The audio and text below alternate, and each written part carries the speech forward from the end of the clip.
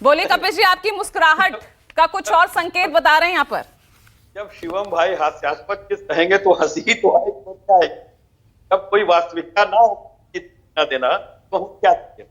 मैं एक अपने पुत्र को एक बात कहना चाहता हूँ कि भाई इन्होंने कहा एक अंधा और एक कुंडी, हमको लगता है इन्होंने आईना सामने रख दिया था।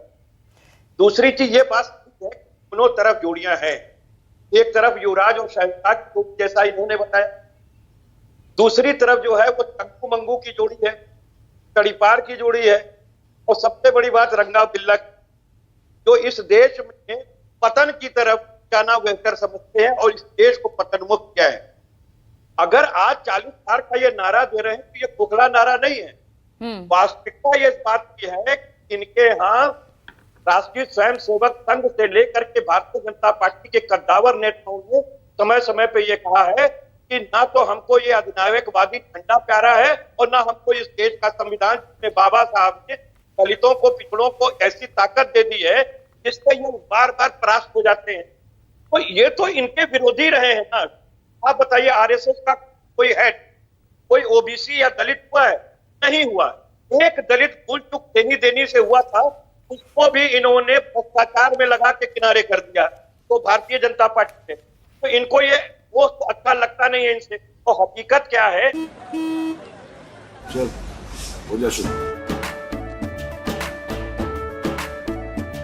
केसरिया से मन जोगी हुआ रे, दिल झूमे देखो पतवारा हुआ रे, दिल झूमे देखो पतवारा हुआ रे। हर पल मनाओ केसरी त्योहार। विमल, बोलो जुबान केसरी। हकीकत इस बात की है कि जिनको ये लाभार्थी बना रहे थे उनको बहुत अच्छे से मालूम है कि लाभार्थियों जो इन्होंने कर दी है आज, वो कहते हैं कि जो शिक्षा है वो अमीरों के हाथ में कह दी है और भिक्षा समझ के हमें 5 किलो का राशन दे रहे।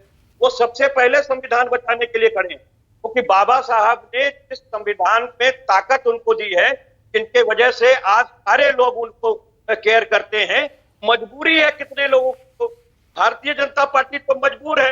अब बार बार कह रहे हैं साहब संविधान बचाना, अरे ये 400 पार का नारा ही आपको पीछे ले जाने वाला है और ये 400 पार वाले तो वाकई आप हैं, क्योंकि 400 तो हमारे हैं, पार वाले आपके हैं और इसमें अचंभित होने की जरूरत नहीं है। लेकिन इस बार दलित वोटर कहाँ हैं? ये थोड़ा सा, इसको भी थोड़ा सा आप एक्सप्लेन कीजिए ना, क्योंकि 2019 में तो वो वोटर मायावती के साथ चला गया था। आप तो 2014 में जहां थे 2019 में वहीं पर ही रहे ना।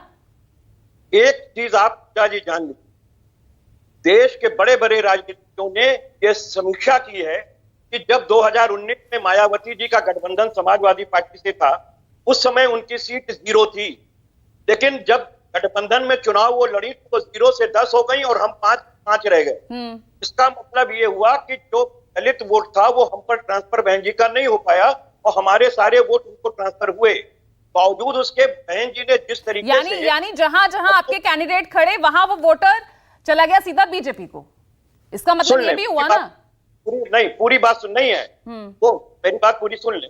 दूसरी बात मैं आपको ये कह रहा हूं कि जब बहन जी ने अकारण ही हम पर आरोप लगा करके और इस गठबंधन को तोड़ा था, तो दलित समाज ने देखा है कि भारतीय जनता पार्टी को खुलेआम बहन जी समर्थन कर रही है और इस इलेक्शन के अंदर भी कर रही है। वो उनकी बी टीम बन करके काम कर रही है। आपने देखा होगा जौनपुर से लेके तमाम जगह का जो इन्होंने अचानक टिकट बदल दिया, उन्होंने अपने ही आनंद जी को हटाया जिस तरीके से राष्ट्रीय कन्वेनर से, वो दुनिया देख रही है। इनके लोग अपने आप में कुछ नहीं, वो बाबा साहब का, भीमराव अंबेडकर जी का संविधान बचाने के साथ पीटीए के साथ मजबूती से खड़े हैं और ये भी वो जान रहे हैं कि बिल यूपीए गवर्नमेंट का लाया आप कह तो रहे हैं कि भैया रोटी कपड़ा और मकान, लेकिन सबसे पहले बचाना है संविधान। बात यह, और एक बहुत ही इंपॉर्टेंट पॉइंट यहाँ शिवम ने भी सही उठाया कि इस लाभार्थी वर्ग में भी सबसे ज्यादा पिछड़ा वर्ग है।